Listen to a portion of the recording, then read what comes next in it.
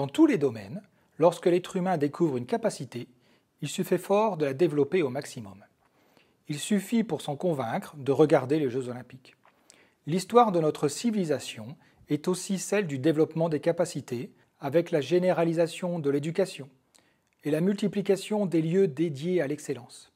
Notre culture, basée sur le respect des libertés individuelles, permet cette floraison perpétuelle des talents et des opportunités.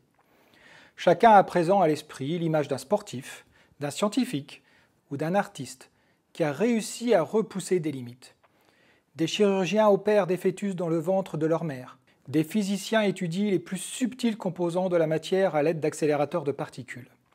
Des sondes se posent sur des météorites dans l'espace. Et des logiciels intelligents gagnent au poker ou au jeu de Go. À la base de ces avancées, une accumulation de connaissances et une volonté caractéristique de notre espèce d'aller toujours plus loin. Et nous avons déjà exploré tant de champs. Vous serez peut-être surpris d'apprendre que l'un d'entre eux est à notre portée, presque vierge. Il se présente à nous telle une grande étendue de neige portant à peine, ça et là, les traces de quelques pionniers qui s'y sont aventurés.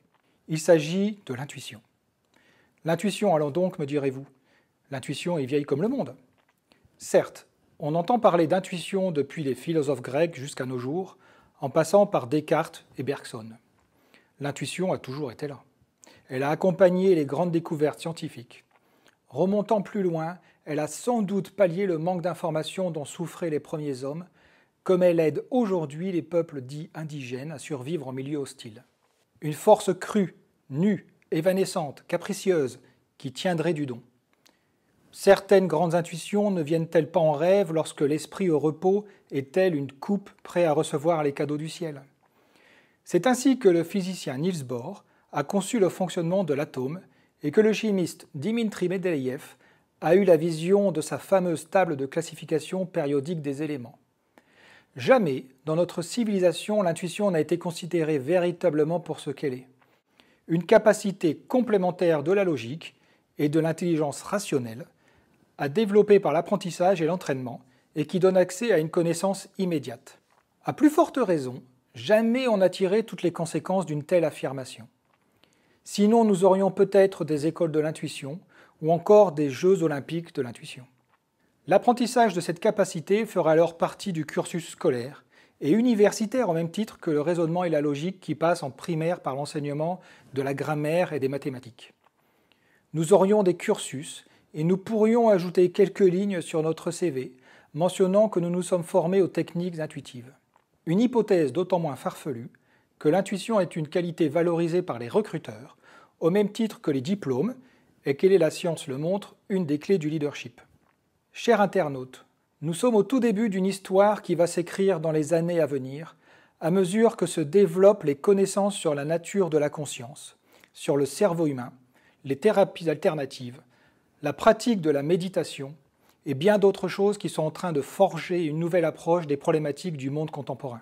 L'intuition va quitter le domaine de l'indéfini, de l'inexploré, du flou artistique, pour devenir une faculté à développer à part entière. De quoi parlons-nous lorsque nous évoquons l'intuition?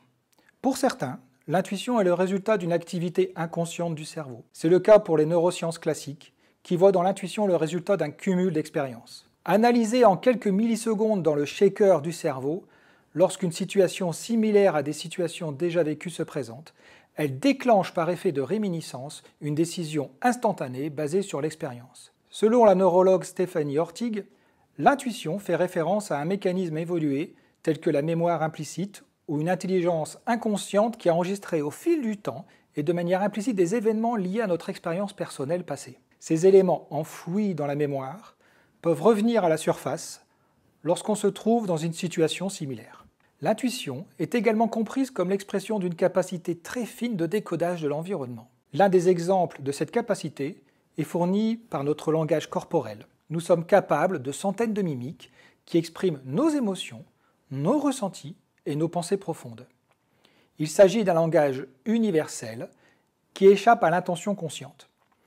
Le psychologue Paul Ekman a passé une grande partie de sa vie à les étudier et à les répertorier. Ainsi, lorsque nous mentons par exemple, notre visage le trahit par ces rictus qui peuvent passer inaperçus, mais que le cerveau capte malgré tout. L'intuition dans cette approche est le surgissement à la conscience de ces indices. Ces deux manières de comprendre l'intuition expliquent qu'on la lie souvent à l'expertise. Plus on en sait sur un sujet, en somme, plus nous sommes susceptibles d'un éclair de génie intuitif. C'est ainsi que l'auteur Patrick Schweinberger présente l'intuition dans un speech TEDx. Après un long moment passé en Irak ou en Afghanistan, des soldats sont capables de sentir, rien qu'en regardant une rue, s'il existe un danger. Le subconscient peut faire 10 millions d'observations, tandis que l'esprit conscient peut seulement se souvenir de 40 d'entre elles. Cela signifie que vous n'êtes pas conscient de 99,9% des observations que vous faites. Quand vous avez de l'expérience et de l'expertise dans un domaine, ces intuitions presque surhumaines viennent automatiquement, ajoute Patrick Schweinberger. Voici donc deux réservoirs supposés d'intuition: les souvenirs et les observations inconscientes du cerveau. Schweinberger nous conseille l'immersion dans nos domaines de prédilection pour développer l'intuition. Plus d'attention portée à la gestuelle corporelle de son interlocuteur permet également d'en avoir une meilleure compréhension. Dans ces approches, l'information est ou a été à portée des sens. Elle a été enregistrée par le cerveau qui la restitue en un éclair au moment opportun. D'où cette impression de connaissance immédiate, sans passage par le raisonnement, alors que toute analyse, par définition, est du raisonnement, fût-il inconscient et d'une grande agilité. Nous n'allons certainement pas nier l'apport de ces deux approches. Nous fonctionnons aussi comme cela. Nous avons des capacités d'analyse importantes, renforcées par l'expertise. Mais ce n'est pas le cœur du réacteur. Le propre de l'intuition, en effet, est de nous ouvrir à des informations auxquelles nos cinq sens n'ont pas eu directement et physiquement accès. Des informations éloignées de nous dans le temps ou dans l'espace, totalement inédites. Pour preuve, l'intuition a cette particularité cruciale d'être plus efficace lorsqu'elle fonctionne en aveugle, c'est-à-dire lorsqu'elle ignore tout de la problématique qu'elle s'applique à résoudre. Car alors les filtres du mental sont faibles et l'accès à l'information plus pure, plus direct, plus immédiat. C'est d'abord le progrès dans les recherches en la matière qui permet d'affirmer cela. Depuis environ un siècle, des scientifiques se penchent sur nos capacités intuitives. L'histoire de ce champ est récente. Elle commence en France, principalement à partir des années 1920, avec les travaux de René Warcolier. Ce chercheur français, chimiste de profession, s'intéresse alors notamment au phénomène de télépathie. Il met au point des protocoles qui permettent de décrire à distance des objets, des dessins, des idées. L'être humain s'avère capable, en suivant certains protocoles, de détecter et de percevoir une information sans indice extérieur. Plusieurs milliers d'expériences ont été menées pour prouver et explorer les capacités de l'esprit humain à percevoir de l'information sans limite de temps ni d'espace. Parmi les plus déterminantes, on peut citer celle du biologiste Joseph B. Rhine dans les années 1930 et ultérieures. Elle coïncide avec l'invention de l'outil statistique. Rhine utilisait un jeu de 25 cartes, appelé couramment cartes de Zener, chacune marquée d'un symbole, un rond, une croix, un carré, des vaguelettes ou une étoile. Il mélangeait le jeu et demandait au sujet de nommer le symbole de la carte se trouvant au-dessus du paquet. En s'en tenant au seul hasard, il existe 20% de chances de trouver la bonne réponse. Mais les sujets du Dr Rhine obtinrent près de 26% de réussite, une différence de poids en termes statistiques. Le résultat de ces expériences avait une chance sur 1 million d'être dû au seul hasard. Autrement dit, l'intuition était intervenue pour optimiser les performances. En 1939, les expériences de ce type furent cumulées et analysées statistiquement. Ce cumul correspondait à 3,6 millions d'essais, avec 4000 personnes différentes, parus dans 142 publications scientifiques. La probabilité que les résultats soient dus au hasard s'élevait à une chance sur 4 10 puissance 27, soit 4 suivi de 27 zéros. Ce gigantisme indique, sans doute possible, que nous utilisons une capacité lorsque nous cherchons à deviner quelle sera la prochaine carte sur le dessus du paquet. Outre les recherches précédemment citées et des milliers d'autres de par le monde, cette capacité a été étudiée pendant 20 ans dans les laboratoires du Stanford Research Institute sous financement gouvernementaux américains. De 1972 à 1995, pendant plus de 2 décennies, des civils et des militaires, sous la houlette de 2 physiciens, se sont entraînés à mettre en œuvre des techniques permettant l'accès à cette information. localisation d'avions en perdition, d'otages, description de matériel militaire ennemi. Les réussites de ce programme connu aujourd'hui sous le nom de Stargate ont été largement médiatisées et sont désormais connues. Parallèlement, des recherches ont également eu lieu dans le civil, notamment au Princeton Engineering Anomalies Research Lab, ou encore à des fins archéologiques, d'enquête et pour les entreprises par le chercheur Stephen Schwartz et sa société Mobius.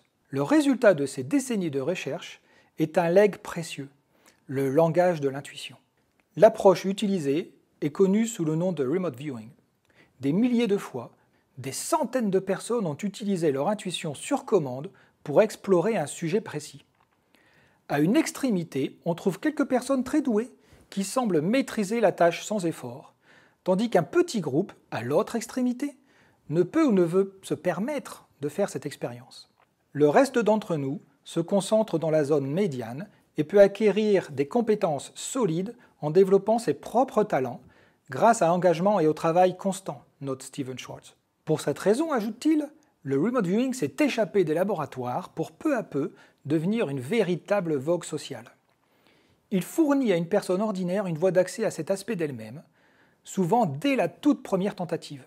L'intuition que le remote viewing permet de mettre en œuvre est comme une langue étrangère, une discipline à part entière. Imaginez que vous appreniez un art martial. Cela vous demandera une mise en condition physique. Peut-être le professeur évoquera-t-il également des écueils d'ordre psychologique. Vous commencerez par apprendre des mouvements et les maîtriserez de mieux en mieux. À un certain moment, ils deviendront automatiques. Votre corps saura comment réagir. Votre mental en sortira fortifié. Pour l'intuition, c'est exactement la même chose. La plupart du temps, les méthodes proposées ne parlent pas réellement de la manière de mettre en œuvre notre intuition et de la fortifier. Elles évoquent plutôt une certaine hygiène, un climat propice à créer pour en favoriser la survenue. Une fois l'environnement propice créé, on attend que l'intuition se manifeste. Elle peut le faire ou non. Comment développer quelque chose qui, par définition, est incompréhensible, insaisissable et surgit quand bon lui semble, questionne Isabelle Fontaine au début de son livre « Développez votre intuition pour prendre de meilleures décisions ». L'auteur conseille ensuite une slow intuitive attitude, soit le développement d'un art de vivre plus respectueux de notre besoin de respiration et de lenteur, dans lequel l'écoute intérieure a toute sa place. Dans le même ordre d'idées, le médecin David O'Hare et Jean-Marie Field nous invitent à utiliser la cohérence cardiaque, une forme de relaxation proche de la méditation pour développer l'intuition. Ralentissant la cadence, prenant le temps d'observer, on se surprend à mieux comprendre la trame de la réalité, à en percevoir les subtilités, ces coïncidences heureuses qu'on appelle synchronicité. Il y a du vrai dans ces approches, mais elles ne sont pas une méthode systématique de développement de l'intuition. Voici le cœur de notre interrogation. L'intuition peut-elle être provoquée? Et si oui, comment? Si je veux marcher, je marche. Si je veux intuiter, j'intuite. C'est ainsi que cela fonctionne. Car encore une fois, on ne le dira jamais assez, l'intuition est une capacité, un mode de traitement de l'information. Rien ne m'empêche de raisonner logiquement quand j'en ai envie. Rien ne m'empêche non plus de faire efficacement appel à l'intuition. Comment convoque-t-on son intuition? C'est en partie le sujet de ce cours. Il vise à vous familiariser avec les grandes étapes de mise en œuvre de l'intuition, à écarter les principaux écueils qui permettent le bon déroulement du processus intuitif. Nous espérons que cette introduction à l'intuition vous permettra de prendre conscience de cette capacité, de sa puissance et d'en faire un usage plus poussé, plus maîtrisé. Il est certain que vous utilisez déjà votre intuition inconsciemment, et plus ou moins consciemment, puisque la capacité est là en permanence. Il est temps de l'amener à son plein potentiel. Nous ignorons encore beaucoup de comment l'intuition nous permet d'accéder à l'information, à de la connaissance. Qu'est-ce qui nous donne accès à de l'information au-delà des limites de l'espace et du temps? Cela n'est pas acceptable dans le paradigme newtonien, qui est celui dans lequel nous avons l'habitude de fonctionner et dans lequel s'inscrit la plupart de nos discours. Mais un autre paradigme est en train de s'élaborer, qui tient compte notamment des principales découvertes en physique de l'énergie depuis le début du XXe siècle et de la nouvelle physique de l'information. Dans ce nouvel espace, régi par d'autres règles, on interroge le fonctionnement de la conscience. Est-elle uniquement un produit du cerveau? Est-elle un champ auquel nous avons accès, notre corps faisant office d'antenne réceptrice? Toute l'information possible est-elle présente dans ce champ, dans l'ici et maintenant, accessible par l'intuition justement, selon des modes particuliers qu'il s'agit de décoder? La notion d'information est centrale dans ces questionnements et nous y reviendrons. Ces interrogations nous amènent à explorer les découvertes scientifiques récentes en physique, en neurosciences et dans bien d'autres domaines encore pour planter le décor dans lequel s'inscrit cette capacité intuitive. Loin d'être une bizarrerie paranormale, elle serait plutôt l'un des principaux traits de cette nouvelle normalité en émergence. Le fait de pouvoir y accéder par une méthode de manière rationnelle, sans rituel à caractère ésotérique, sans guide de l'au-delà, sans posture exotique particulière, avec à l'esprit l'idée qu'il s'agit de mettre en œuvre une capacité, est une des grandes innovations en train d'émerger en ce début de millénaire. Sans doute n'est-ce pas un hasard si ce savoir est disponible à notre époque. L'intuition intervient là où le choix rationnel pour le rationnel a souvent failli, nous menant à de nombreuses impasses. De même qu'il nous faut développer de nouveaux systèmes économiques, de nouveaux rapports à l'environnement, il nous faut trouver des voies et moyens de parvenir à de meilleures décisions, de faire baisser la pression créée par la multitude infinie d'informations, de revenir à une approche plus juste de nous-mêmes et de nos besoins. L'intuition est l'outil de ce recentrage. Pour faire usage de son intuition, en effet, il est nécessaire d'apprendre à se connaître soi-même, à faire la différence dans ce qui traverse notre esprit entre une émotion, une opinion et une construction mentale déformante. L'intuition est une information qui nous parvient parmi une multitude de manifestations mentales et physiologiques. Savoir la discerner demande une bonne connaissance de son fonctionnement interne. Pratiquant l'intuition au quotidien, on prend peu à peu l'habitude de leur prêter attention. Également décisive, la capacité à savoir poser une intention ferme et limpide. La pratique de l'intuition nous incite à nous mettre au clair avec nous-mêmes. Valoriser l'information intuitive est d'abord un travail personnel. A priori pas forcément toujours évident à mener dans une société qui met en avant le calcul rationnel comme mode de prise de décision. Mais cette démarche est porteuse d'importants changements sociétaux. Dans les entreprises, cela amènera de nouvelles approches de la créativité et de l'innovation. Dans les écoles, de nouveaux enseignements pourraient voir le jour, reposant sur le fait que la capacité intuitive nous permet d'accéder à une information valable. Bref, toute une révolution se profile dans le sillage de cette notion. Toutefois, il ne s'agit pas de rechercher un tout intuitif, mais un plus juste équilibre entre mode de pensée reposant sur le raisonnement et mode de pensée intuitif. À la fin de ce cours, nous vous présenterons, à travers une série de cas pratiques, en quoi développer l'intuition peut changer la vie de tous les jours. Me revient en mémoire l'histoire arrivée à l'une de nos stagiaires au mois d'août 2014, lors d'une formation qui se déroulait à Lyon, et pour que je puisse pratiquer une démonstration pédagogique, je lui demandai de choisir un lieu, peu importe lequel, qu'elle tiendrait secret, le temps de mon exploration et de ma description intuitive de ce lieu. Elle opta pour le restaurant Paul Bocuse de Lyon. Je perçus alors du construit, de l'humain. C'était animé, à la limite de la frénésie. L'intérieur du bâtiment était vieux, ambiance fin 19e. À un moment donné, on m'a posé la question. « Qu'est-ce qui s'y passe ?»